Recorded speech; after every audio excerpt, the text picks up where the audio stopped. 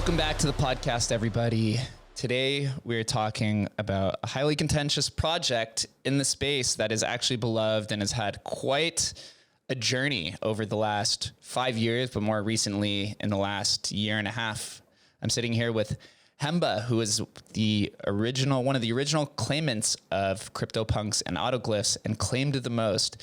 You might have seen him on Twitter as @soldthebottom because there is quite a story behind that. But Hemba has been helping, we'll say, evolve the V1 Punk story and everything that's come with it. As those that hang out in the historical space, we know that the V1, V2 contracts is quite common within older NFT projects because the technology hadn't been refined at the time. And Hemba has quite a load of them and has been helping bring back the original CryptoPunks that had an original exploit, which we'll talk about, and is now kind of leading the charge of the V1 Punks movement. So very excited for this. And Hemba, thanks for coming on. It's the first time I get to see your face in public, so quite an honor. Thank you very much, Jake. Appreciate coming on, telling my story. Now, you made a really good point there about, these V1, V2 contracts being common for historical things. We couldn't just copy paste back then, could we? The developers. Yeah. It was all brand new code. It was all brand new concepts.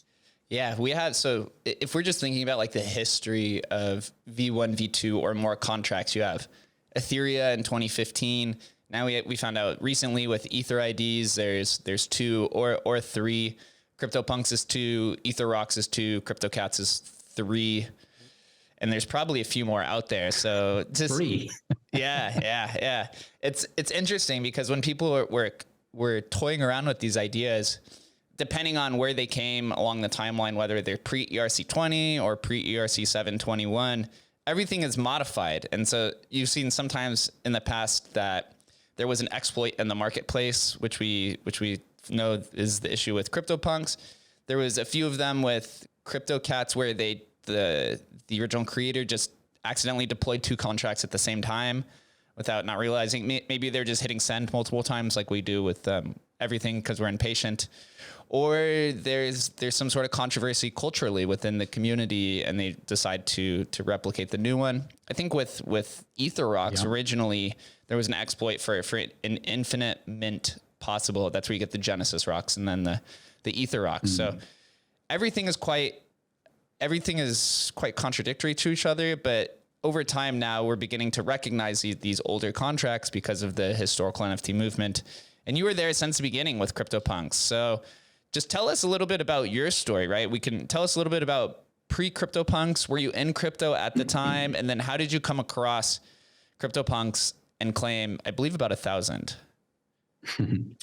So, yeah, I've been in crypto since, call it early 2016, late 2015. And I first got in doing OTC. So I was your guy if you wanted to buy Bitcoin with some cash or do a transfer. And likewise, if you wanted to sell your Bitcoin, then I'd do a trade with you. I'd collect my commission in between. And I was doing this back in Australia. And it really made a lot of sense because there weren't very good exchanges in Australia. Getting an exchange account was quite difficult, particularly as you got into 2017 and these exchanges just couldn't have any more customers. They couldn't expand fast enough. So the access to being able to buy coins or sell coins was quite limited. So I sort of filled that matchmaker role in the middle. So that's how I first got into it, just collecting commissions either side. And so for about a year and a half, I was doing that prior to CryptoPunks. And so I got pilled on Ethereum pretty early on. This is the world computer, this decentralized network. I was a buzzword dude. Talking to my friends, this thing's cool. This is awesome. We got Bitcoin here. It doesn't do anything. You just send it back and forth. But this Ethereum, you can build stuff on top of it. So I was one of those guys, but my day-to-day business was Bitcoin. It was only Bitcoin. Very rarely I had people say, oh, well, I've got some XRP I want to sell, or I've got this I want to sell. And I just say, well, convert it to Bitcoin and give me the Bitcoin. So I was waiting for a thing to use. I was waiting for a means to use my Ethereum. I had this just sitting there, and I wanted to do something with it. And so by absolute chance, one day I must have been either scrolling Reddit, or I decided to search for Mashable, to read some tech articles. I think that's what it was, because it must have just been this divine intervention. Hey, Hemba, you need to look at Mashable today. Maybe there's something good there. So I scroll down, I see this article, now famous, from June 16th, 2017, talking about CryptoPunks. And the first few paragraphs were just so compelling, so exciting. You can own this piece of digital art. No, not a copy of it, the actual image, you can own it. And so read through about half the article, then was in a trance thinking, oh, well, they must all be gone. This is so cool, they must all be taken. So I log onto the site, and I see at that point only 4,000 were gone or something, 5,000 gone. So I thought, wow, I need to get these. So on the website, there's all these steps. You must do this, do this, do this, do this, do this. And so I had to try and learn how to do this. I'd never actually really done anything on Ethereum. I'm not a tech guy. And so I went to my Ether wallet, and I created a wallet, or I transferred some money in, and I went to contract interaction, and then, okay, get Punk, input the Punk ID. After looking at the website, hit go, transaction works, and I've got a Punk in my wallet. Cool. So start doing more and more of those. Realize this isn't fast enough. Instead of choosing the specific Punk, I should just get any of them. I don't care. I just want them. So I started going sequentially, 2000, 2001, 2002. At some point I'd have, drop transactions, and I'd know, okay, let's go to a different area and collect some more in a line. And so I don't know for sure, but I think it was about 18 hours of just like basically straight tapping, pick this, do that. And it would have been over the course of about 24 hours, about 1,500 transactions. And at the end of it, I claimed, I think, 1,054 punks. So I was actually the number one claimant, but it was via a couple of wallets. So at the time, I think the largest claimants was Wilcox and the developers with about 1,000 each. So yeah, I was pretty chuffed with myself having claimed so many. I did the simple calculation in the head of, well, if these are worth $5 each and I can do one transaction every few seconds, well, it's worth my time. And so I thought I better just get as many as I could. So yeah, then everyone's super excited because all 10,000 are gone. And over the course of me discovering this article and seeing that only 4,000 or 5,000 were gone, it was only about 24 hours until all of them were gone. It was this mad race once the word got out there. And then I'm thinking to myself, okay, well, I should probably get some more of these punks. These are really cool. And so the market starts up, and people are listing their punks for sale. And I thought, okay, well, $5-10 per punk, I can do that. That's cool. They must be worth more than that. That's awesome. So I went to start buying some more punks, buy the cheapest ones, and try to get some deals. Now, I'd bought a couple of them, and then there was always this extra function that I hadn't tried out yet called withdraw. Now, that was a super exciting transaction to do because I'd already done all of these get punks and a few transfer punks. Why don't I try the withdraw? So I hit the withdraw, check the transaction, and realize I've received money back. So after I've gone and bought these punks, the withdraw button resulted in my money returning. So, that's cool. Try it again, withdraw. Okay, get some more money. Try it again. Cool. Bang, bang, bang, bang, bang. I think another 70 times or something. I go and all the way up the order book until we got to the last one that was like 250 ETH. And that was like $75,000. And it was sitting there. It was almost taunting me. You want me.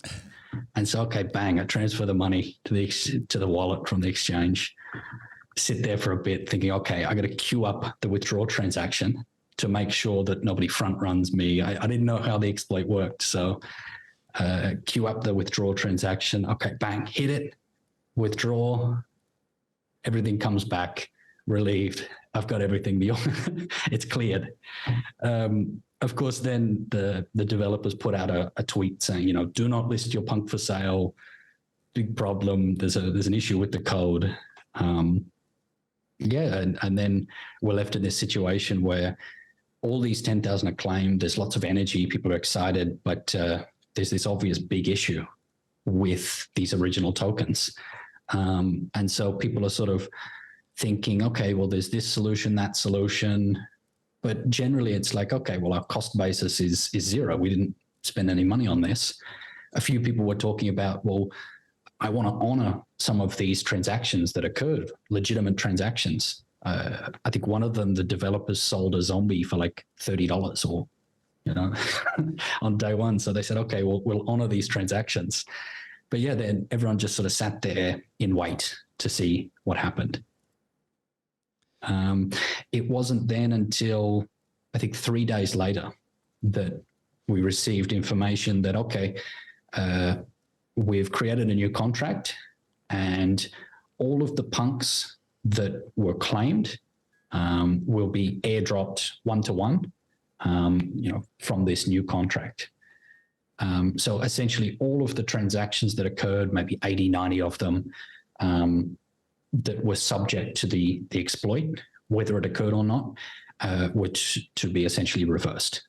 And so this new contract came with the interface being replaced, the interface pointing to the new contract, and essentially just, okay, quickly, let's forget about that first one. Let's continue on with this. And it did continue on instantly. People then started trading. Of course, with the second contract, they also added a bid function. One of the really novel and innovative parts of CryptoPunks is that its marketplace is actually built into its smart contract, which must be the first implementation of its kind.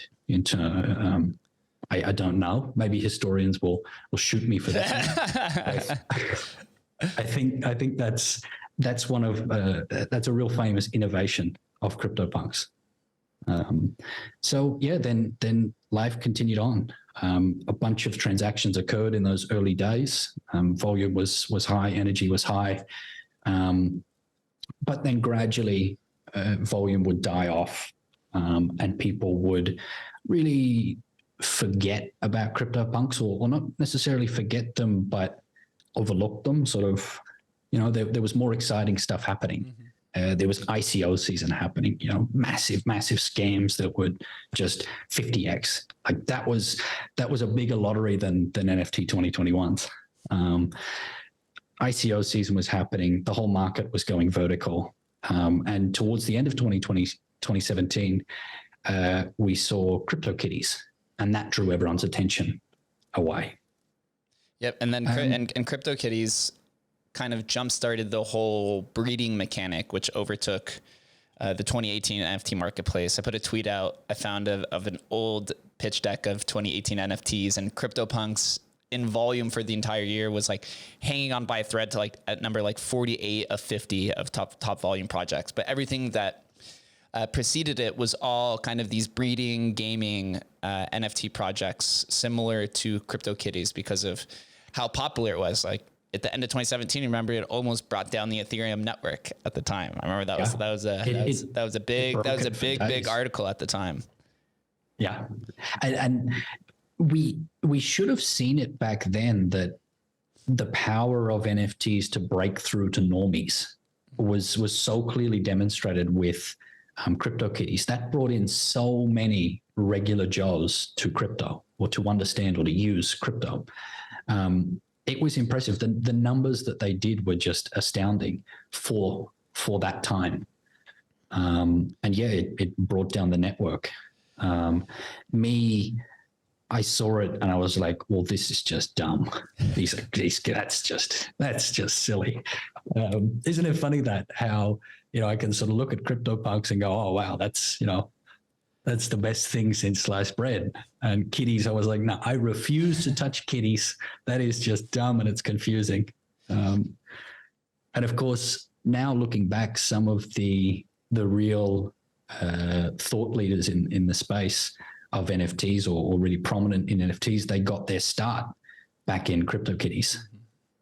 So a lot of well-known bag holders. Yeah. The floor for founder kitties, which is, I believe, the first 100, is around the same floor of the overall CryptoPunk floor. So to show that's the early innovators or experimenters like yourself still value those beginning cats as a very iconic piece of history. Yeah, those should be the first to do well. There's just no volume, like absolutely no volume. The last bit of volume was like middle 2021, because a friend will not live down not selling his kitty for $250,000 or something. So here, Hemba, let me ask you this then. We're going to backtrack it a little bit. Open up your Twitter profile. Number one claimant of CryptoPunks, 1,054. And then number one in Autoglyphs, which we'll talk about later. But as you were claiming these in 2017, was there any sort of like moral compromise that you had thought about of like, hey, if I claim too many, this could completely damage the future progress of CryptoPunks, or maybe the community may backlash because you overclaimed? Was there any thought of that, or was there any discussion in the community after that happened? Yeah, it's a good question. Yeah, it sort of crossed my mind, but I also saw that other people were actually claiming at an insane rate too. So it's one of those things of, if I was to say, okay, well, 500's enough, let's save some for other people, then somebody else would have just gone and claimed 2,000. I was watching the sort of the rate of claiming, and it was really a race. I know, speaking to Wilcox, and we speak reasonably regularly, he was saying, the moment he saw it, he knew he just had to claim as many as he could. It was, wow, I need this. And really that's the case with any kind of free mint that looks interesting. Yeah, you just want to get as many as you can. Mm-hmm. Yeah. Even with things like Autoglyphs, I was fortunate enough to be there the day that was released, and it was I need as many as possible of these. I ended up breaking like 4 or 5 of my wallets, and that day as well sort of ruined the ETH network, because of the gas required to mint them on chain. But I guess back then, the developers themselves, Lava Labs, claimed themselves 1,000 of them, or reserved 1,000 of them, the initial 1,000.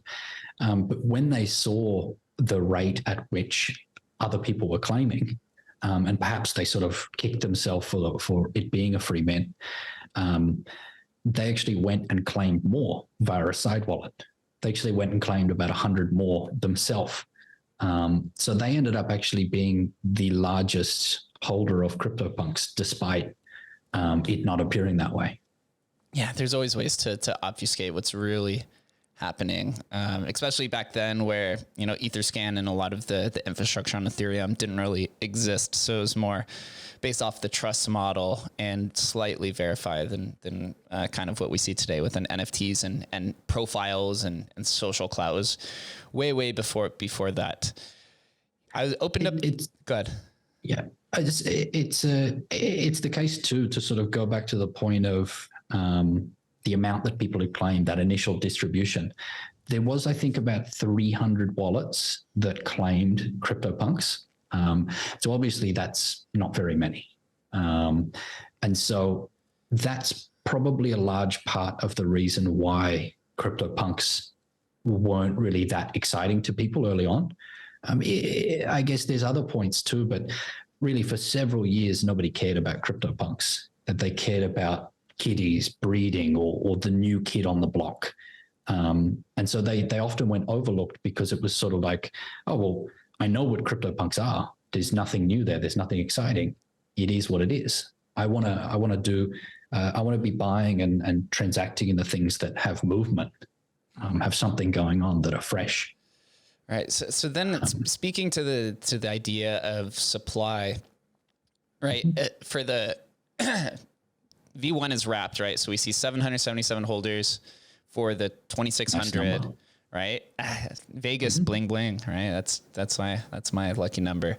But we should do a couple of transfers here to get quad sevens, triple sevens. That would look nice.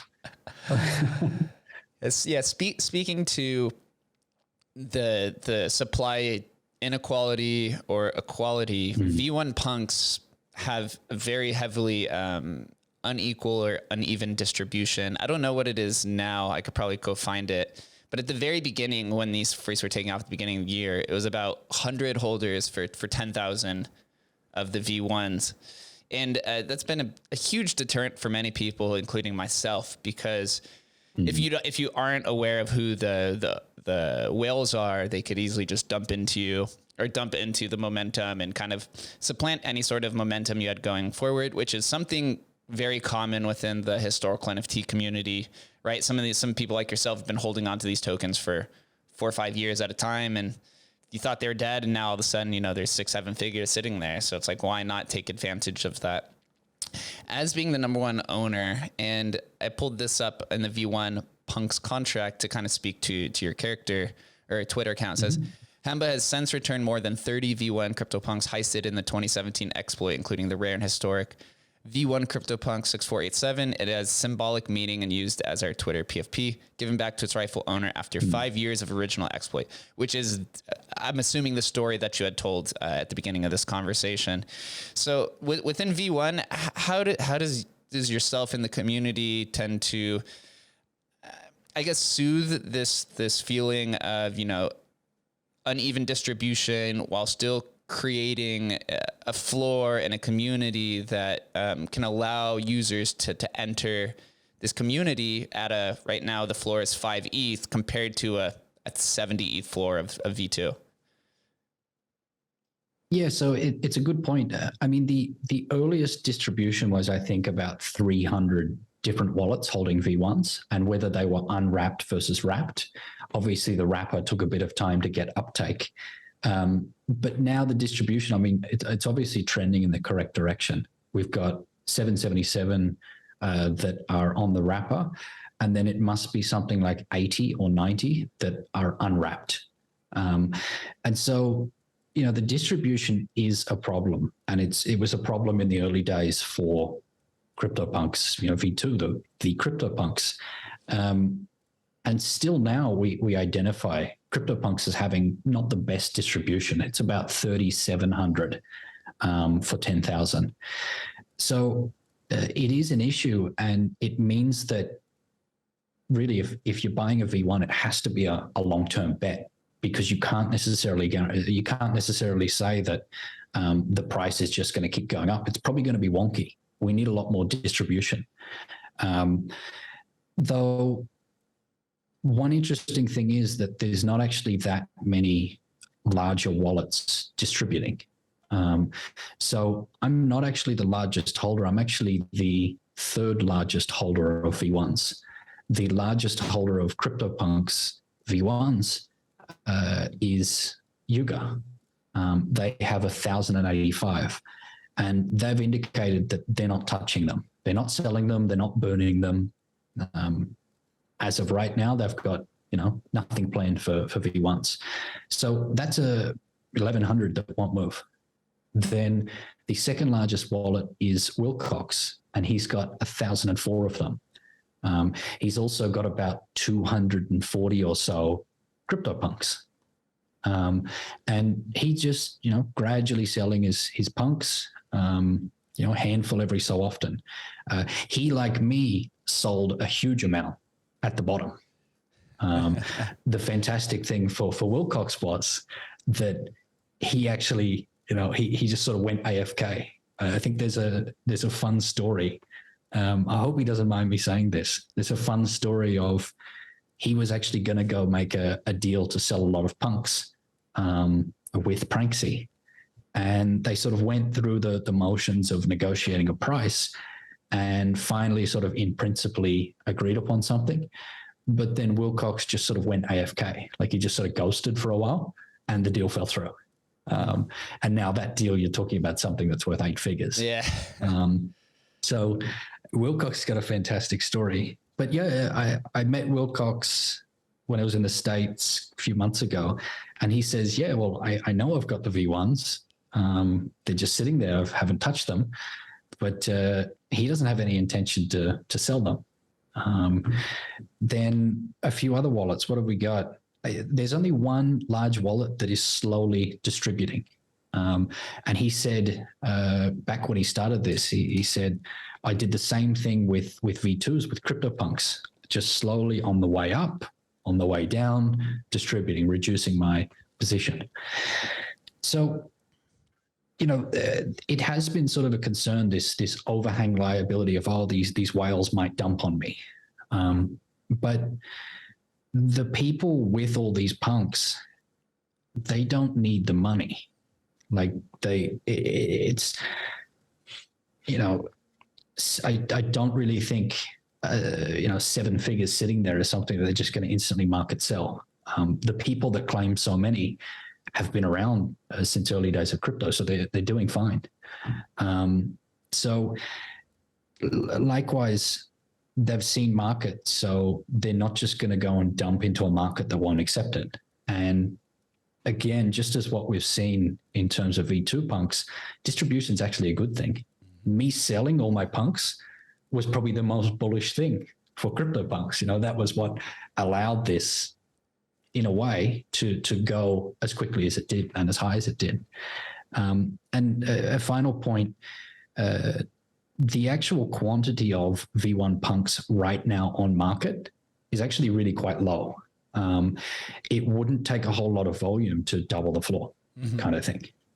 So really it's, at the moment, I think that balance is quite good in terms of the amount coming on market versus the existing demand. Right. Yeah. And we've seen similar situations of large supply distribution. Speaking of Pranksy, remember he's infamous for owning, I think, 1,500 Bored Apes, and sold most of them at the bottom, provided liquidity, probably doubled his money. Well, but it wasn't necessarily the bottom. But Bored Ape still took $2.5 million, I think, from it. That's what I'm saying. He doubled his money or tripled, but that instant liquidity in the beginning is probably one of the beginning reasons why Bored Apes took off, right? It gave that initial 100%. Momentum and distribution. So, and in the historical community, I see something very similar in the Mooncats community. They're 25,000. The supply or unique owner distribution is about 30% on the Wrapped and about 40% overall. And every once in a while, we see an OG wallet come in, and Mooncats has similar situation. You have two owners who own 300 and 400 2017 Mooncats, and then you have one owner who owns 900 2018, right? But that's still, in a 25,000 collection, it's still, sure, a few percent, it's nothing's more than 5%.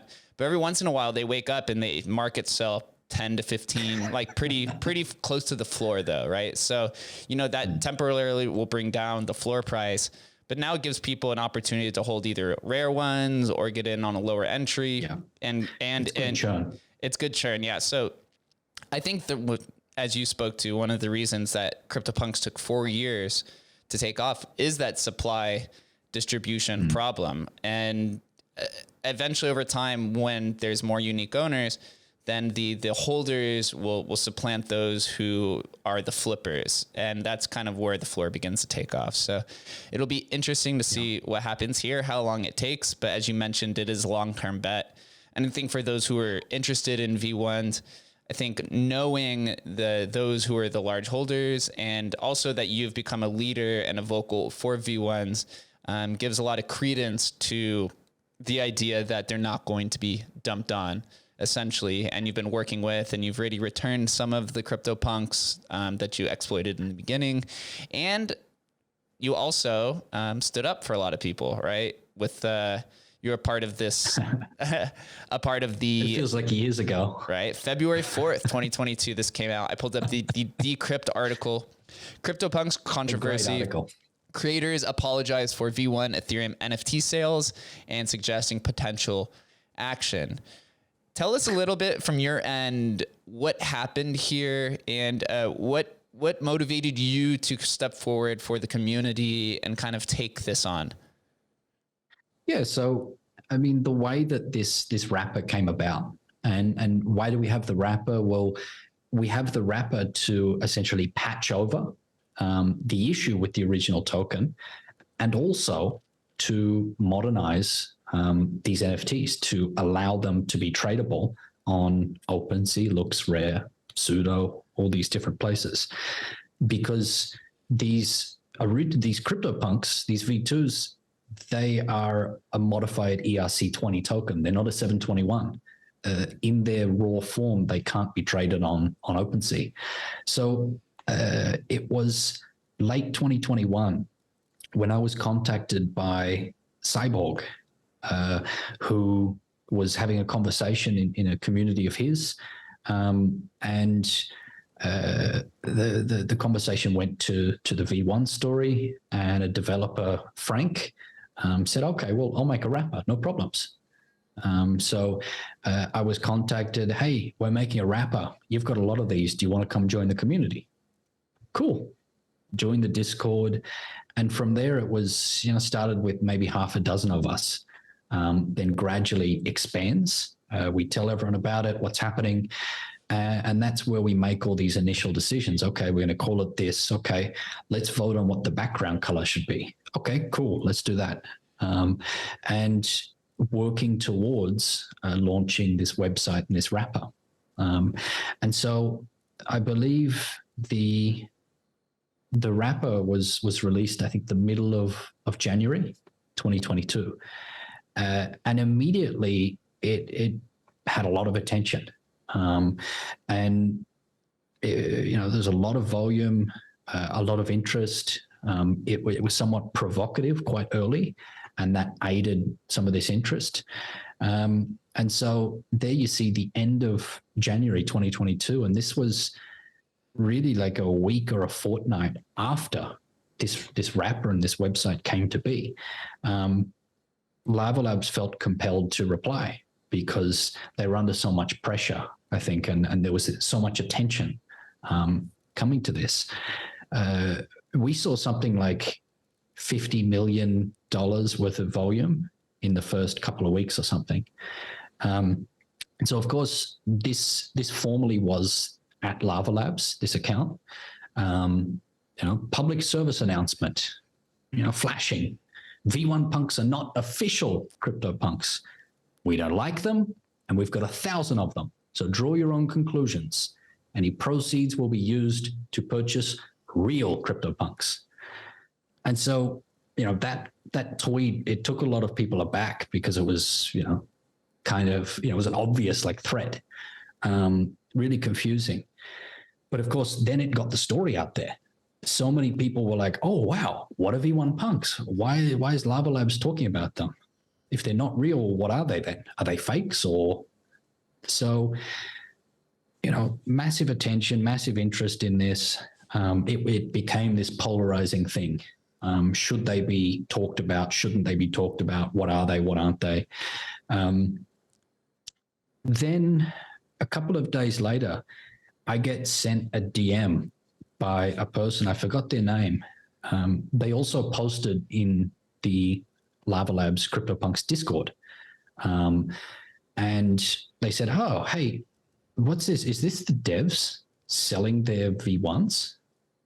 And he sent it to me, and I was like, oh, wow, what is this? I verified, and I was like, okay, this is actually the developers going and selling their V1s. And I believe it was after they've posted this tweet. So we discovered this. And it was the case that in the 2 days prior to them making that tweet, they had sold $700,000 worth of V1s via a second wallet. And this is the wallet I alluded to earlier. So it was actually more than that. It was 268 ETH, 271 or something. This second wallet I alluded to earlier that they went and claimed, it was Pence's wallet, his private wallet, had actually been selling via a second, an account they called Blocktagon on OpenSea. Got all of these proceeds and then put out that tweet. Now, I had written up a whole sort of explainer with proof and this and this and that. But prior to me posting that, obviously developers had gotten a heads up that somebody saw what they'd done. And so quickly they posted in the Discord, they went and bought a punk, and they said, this is, the first punk we've gone and bought with the proceeds. That was sort of met with this response of, what? Finally, then it was uncovered what had happened, and people really weren't happy with them. I think, back then it was a sides thing. It was one side versus another, and both sides were thinking, oh, wow, this is embarrassing. I think now this sort of two sides thing is reduced, and people are, kind of easier with it. But back then it was a bit more polarizing. And of course, they put a lot more pressure upon themselves with that. Then maybe 24 hours, 48 hours, Lava Labs comes out with a Discord post saying, okay, guys, sorry, we made a mistake. We shouldn't have interacted with the V1 contract. We're going to donate this money to the rainforest. And, they sent 210 ETH to the rainforest. And great cause, the rainforest, but in terms of messaging, in terms of PR, it was sort of mind blowing. And of course, at the end of that, they also put a threat of, after, demand from holders, we're going to go take action against V1s for copyright infringement, trademark, whatever they said. And then, maybe a week later, V1s were pulled from OpenSea as a result of a DMCA that was lodged. And this was standard practice by OpenSea. You have to take it down and you wait and see what happens. So then we get referred to a lawyer working out of Santa Monica, out of California, who does IP work. We went and briefed him, and he lodged a counter DMCA on our behalf. Then, of course, the process takes time. We then find out several weeks later, I think it was on March the 12th, that CryptoPunks had been sold to Yuga. Now, as a result of the sale, they couldn't continue with this DMCA process, and therefore V1s had to be relisted to OpenSea. Massive fiasco. And then finally, the response from Yuga at the time was, in relation to the DMCA, we're going to take no action. Good. Sorry. Yeah, it was an insane time. It feels like a long time ago.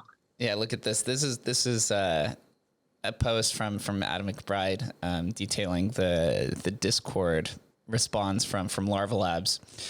I remember at the time when the V1 wrapper was launched, and I remember at some point in 2021, I believe Fubar put out a wrapper for V1 punks, but there might have been an issue or just didn't get acceptance within the community, or maybe it was just too early. So then somebody else came and started wrapping these.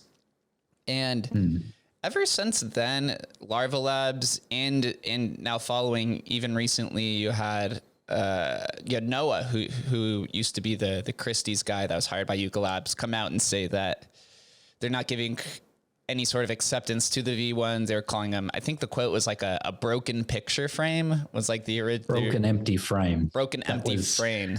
The inapt metaphor he used. And they've been quite aggressive towards these, and it seems like they don't really know what to do. I know from what I've seen, the IPFS for both contracts points to the same image. So then I know there's like a semantical debate about this as well, but the community of NFTs overall, outside of maybe some of the V2 holders, seems to widely accept the V1 as the first CryptoPunks, which it is objectively when you look on change, but also culturally is beginning to get some more momentum as well. Yeah, I think I'd clarify that Yuga themselves has never really put anything out with respect to V1s. It's never been positive or negative. I think Noah has made some comments in the past that were ignorant or inflammatory or knee-jerk.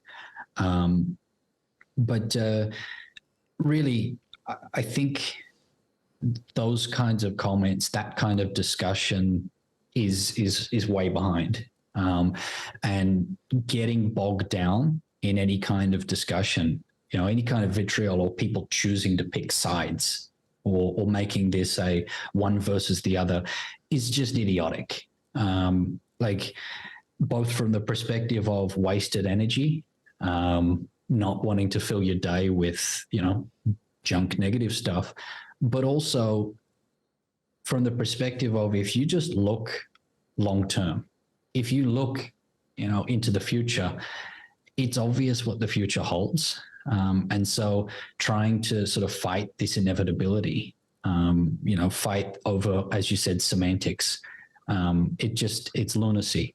And a really strong point of contention is like, the NFT space is so large, the crypto space is so large, even in its shrunken, shriveled, bare form right now, it is insanely large, and there is plenty enough space for a V1 contract, a V2 contract, notwithstanding the reality that blockchains are immutable and it will always be there. So I think any kind of divisiveness is just dumb from the, people wanting to make this an us first them idea.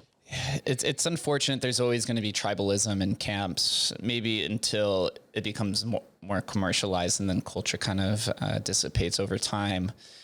But overall in the historical space, there's always semantical debates, right? What is more culturally significant? What's more historically significant? Does the timestamp equal more value accrual over the idea of innovation, right? And culturally acceptance. And so there's all these different variables that people take into to kind of conform around the idea of value, which is much different than the modern NFT space, which Rarible Labs helped pioneer, of this like standard rarity model where you have 5 to 10 traits, and it's easy to decipher what is the rarest, what's the most valuable. But in the other side, with the historicals, there's no exact blueprint, and I think that's where a lot of the arguments come into play. But then it gives opportunity for the V1 community to go a different direction, right? If they were the lambasted and kind of like outsized or outcasted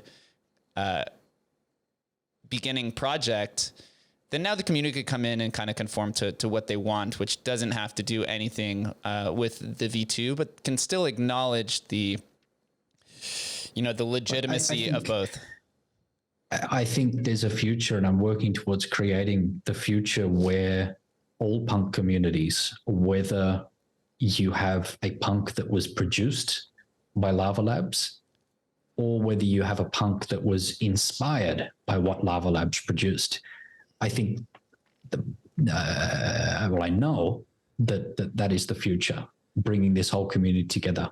This thing of tribalism, it's just like we saw back in the sort of altcoin days, where if you had some kind of rival altcoin, well, you're the enemy. And it just becomes this cult.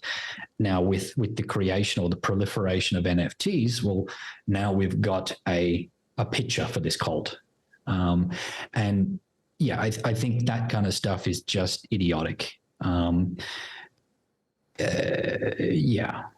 Anyway, I mean, it is what it is, and maybe it'll always exist. But it's in the scheme of things, with the idea that we haven't even scratched the surface of the underlying tech and this token standard for NFTs, and I hate that word, but digital collectibles, digital assets, that underlying technology, we haven't done much innovation yet. And so in the future, once this is omnipresent, we'll feel like idiots for arguing over whether we like the zebra or the lion JPEG. No kidding. The community is always decisive, but it is coming together during this bear market, or some people just kind of outcast themselves by being hyper aggressive. I just pulled up the article that Sean Bonner wrote about like the 10 misconceptions of V1 fantastic article. It's fantastic.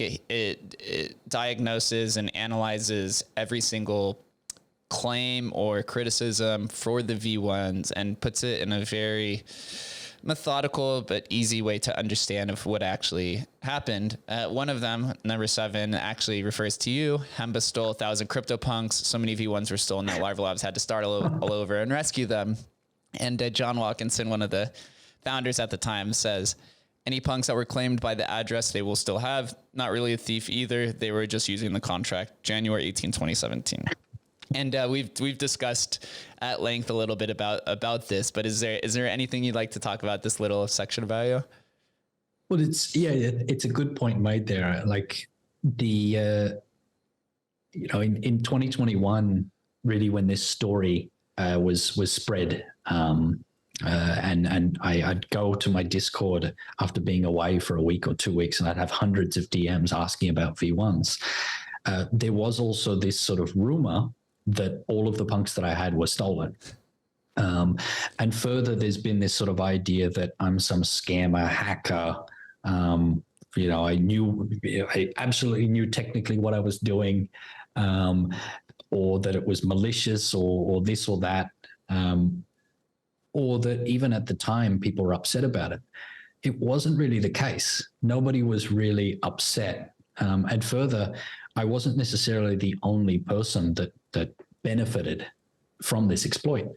And this just sort of proves it with the developers' comments.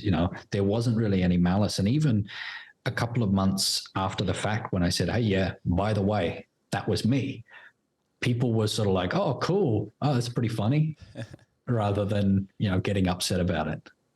So yeah, it's that's a funny one. There's another one, number 8.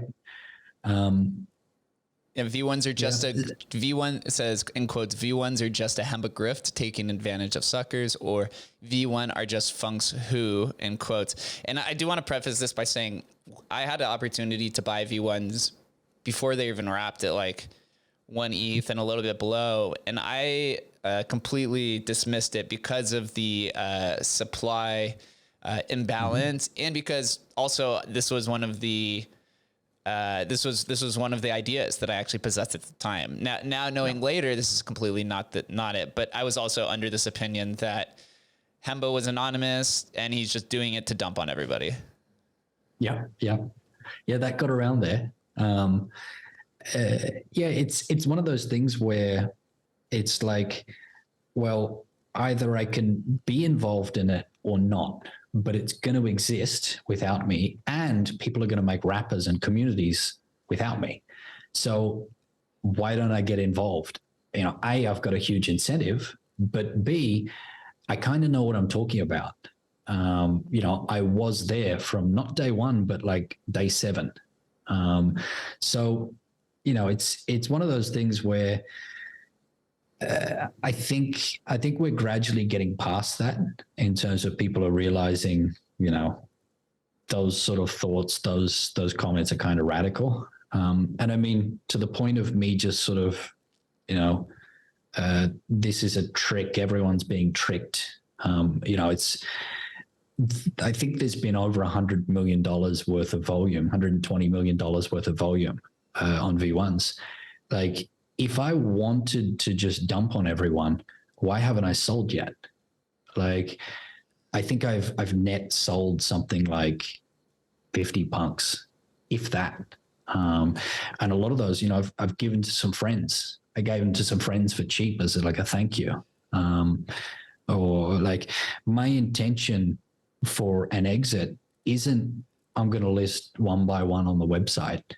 It's in the future when I get a call from somebody like Larry Gagosian, or I call him, maybe I call him, he doesn't call me. But, and I say, hey, Larry, how would you like to get 5% of these CryptoPunks? And they're like, oh, cool, that's interesting. Because I could pick up the phone right now and I can find 30% of supply and we can do a private deal and we can get CryptoPunks in all of your galleries across the world. Now, you can't necessarily go and do that for V2s, for CryptoPunks, A, because of the price, and B, because of the distribution. You can't go and get 5%. It'd cost you, 8 figures probably, but you can with V1s. And that type of deal, well, that's a strategic partner. So I think my actual exit with respect to V1s, given the amount I've got and given the amount that some of the other large holders have got, is actually doing some kind of group sale to an institution or to some kind of stakeholder like that.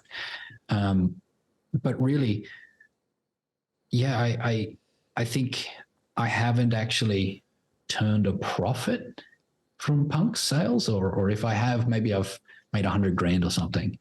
I've actually gone and bought a couple of apes. My PFP I purchased for I think 120 ETH, maybe like 300,000 US. I bought another one. I bought what's his name? The guy that people magically didn't like. I bought his beanie. Beanie, yeah. I bought his V1. Yeah, I think I spent $100,000 on that. So, I've been buying a few rare ones, and sometimes I help people match up to get their pairs. If I hold a V1 for their corresponding V2, I'll help them to get a pair. And I'll just say, hey, look, buy one similar on market. Let's do a swap. I've got really no intention of reducing my exposure right now. I mean, particularly not at these prices. I did sell off a couple, or I did actually list on market back in February. And I was saying to people, hey, look, the market's getting way too hot. We can't have this running too hard because it's going to dump even harder. And we're going to make a whole new generation of bag holders. So, we need to cap this market. So yeah, I tried to list some up there to slow it down, and thankfully it did. Thankfully, not thankfully, but yeah, it's one of those things. I've got some people saying, "Oh, well, you should give them away to people as to aid distribution." But if I give them away to people, what do you think is going to happen to the price?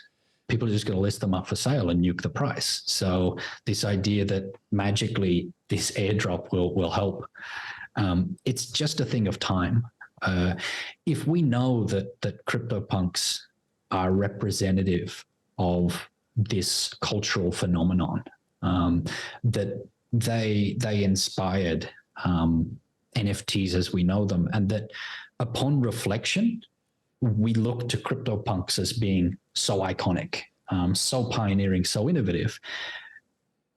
Do you think that the museums are going to look the same way? Do you think that, they're going to curate the gallery and disclude CryptoPunks? And okay, so if CryptoPunks are going to ascend into the cultural conversation, then do you think people are going to care about the V1 story? Right? Like I sleep so comfy at night. I don't really care what the price is now because, it's not about right now. Like we got a long way to go, so we just play it comfy, play it slow. So something tells me MoMA is going to be knocking on your door after they make these sales of these paintings, and when they start acquiring some NFTs, it might be some piece of a collection that they're interested in. Well, I know one of the guys on the advisory committee, and he very much knows about V1s. And I know that Straybits, who has a couple of V1 aliens, is getting in contact with some people and seeing if they might be interested in picking up one of those.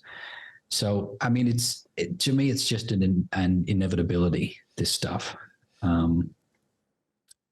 Right. And I mean, this picture here is a really interesting one. The one you got on screen. Those are the 6 currently identified, currently proven examples where the only remaining punk is the V1, because the V2 has been burned or transferred to the contract wallet, therefore inaccessible. Those 6, the V2 is, out of existence, out of the fold. Therefore, what should the valuation of these V1s be? Should it be, more than a standard V1? Sure. Should it be more than a V2? Don't know. Should it be significantly more than a V2? Don't know. I think as the market matures, those will find a higher valuation. But there's all these interesting questions that come from this V1, V2 thing.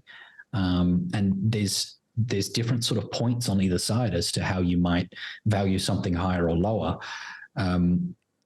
But we know that they've got value, and there's enough precedent with trading cards, with misprints, and to correct Noah's quote. He had a terrible take with the broken frames, but he had a much better take in a future Decrypt article that Andrew wrote, where he referred to them as Jordan misprints. Now, Noah's from the art world. A Jordan misprint collectible, well, that's damn valuable, right? So you can't be on one side referring to these, incorrectly as broken empty frames, then on the other side referring to them as a misprint. Because, hey, if you say misprint, if you whisper misprint into some collector's ear at nighttime, well, goodness me, they're in heaven. Right. For those that are millennials and big Pokemon collectors, the shadowless cards, which are equivalent to misprints, are actually the most valuable ones. So this idea of a misprint or a unique set of cards within the overall collection is always going to have so much value.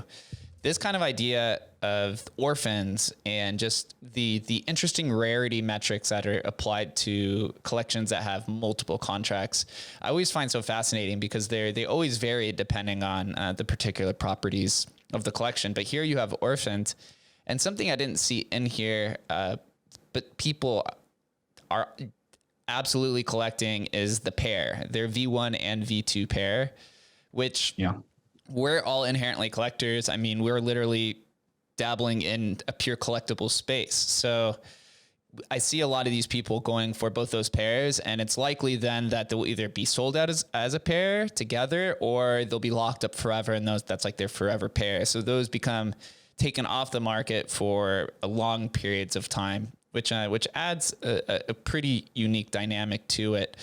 But as we draw to a close, I do want to ask something about like the community. Since you were in the CryptoPunks community since the beginning, and now with the V1 community reforming over the last, we'll say, year or so, are there any interesting parallels or differences that you see between the beginning stages of CryptoPunks and now with the V1 community?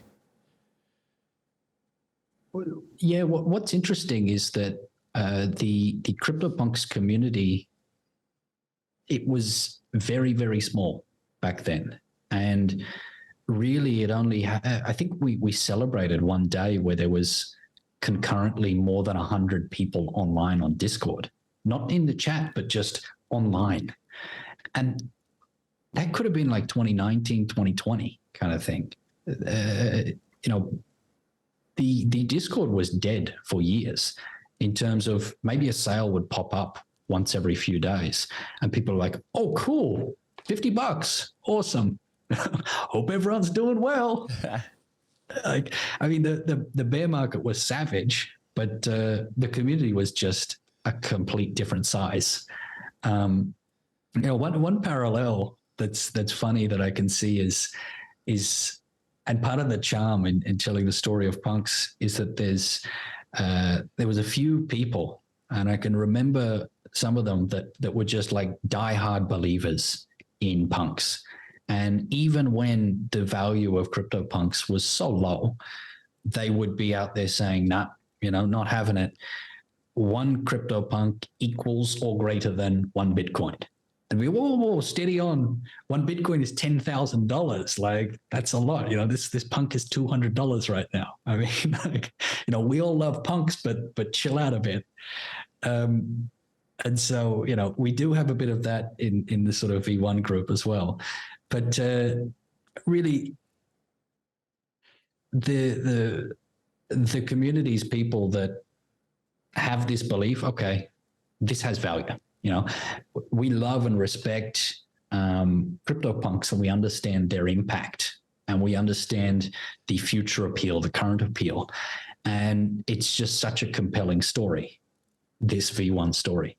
And so it's truly just, it could be people that can't necessarily afford a V2 CryptoPunk. They're $100,000 bloody dollars. Like, that is a lot of money to anyone. It's, now we're in a bear market, we can really, we've been knocked in the head and realized, oh, wow, we're spending six figures on JPEGs. And so a V1 offers a lower level of entry. It also, I think to some people, it's that sort of difference. It's a bit of that rebellion that excites them. And it's a bit of that, well, I've got my thesis, I've got my belief, I'm going to bet on that. I think it's a fair thing to say that the risk reward, the beta, must be higher with V1s. Now, I fully believe that CryptoPunks will be worth a lot more in the future. Absolutely.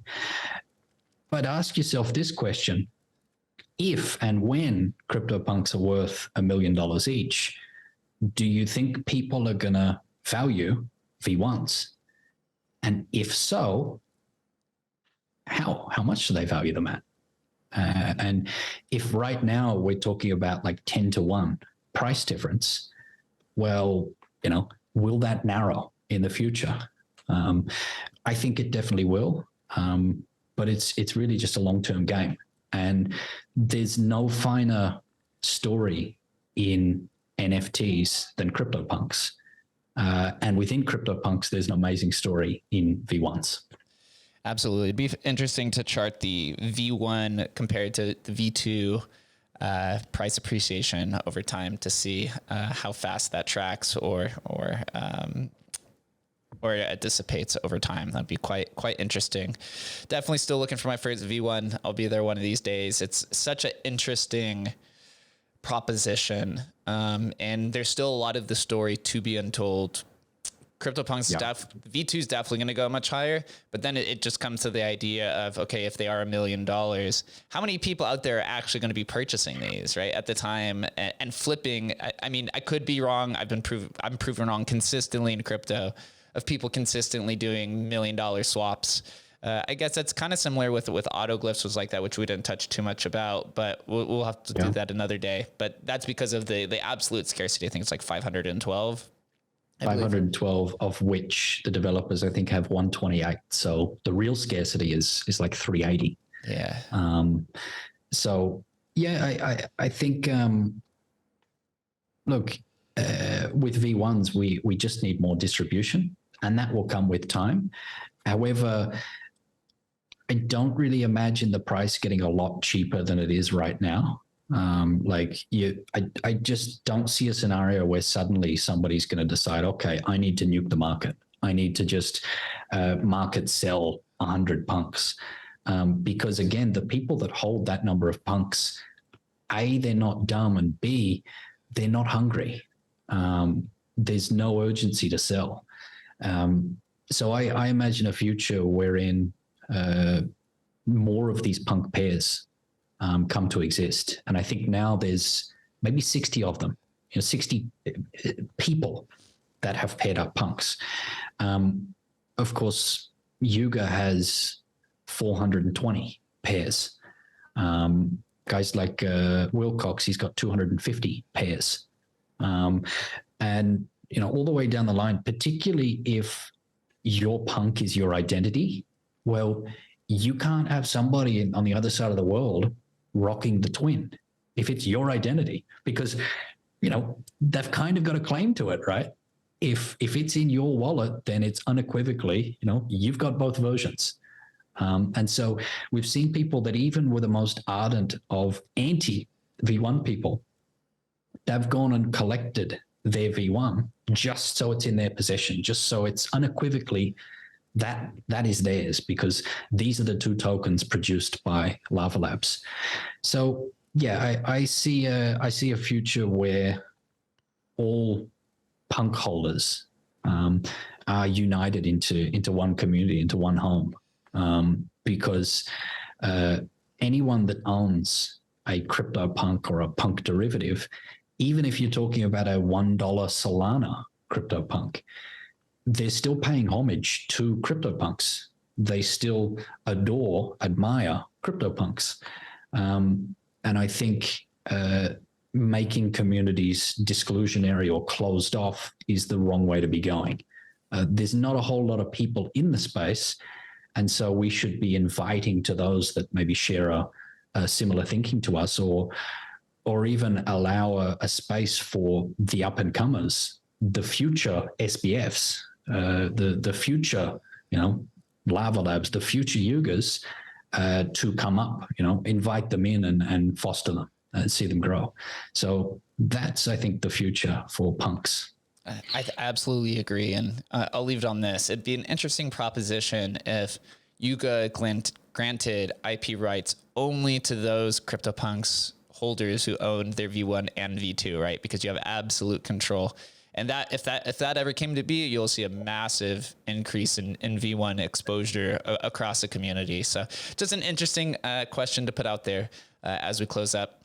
Hemba, thank you for doing this. I'm excited that we have this conversation on the books, and I'm excited to see what you're putting out in the future, as you told me.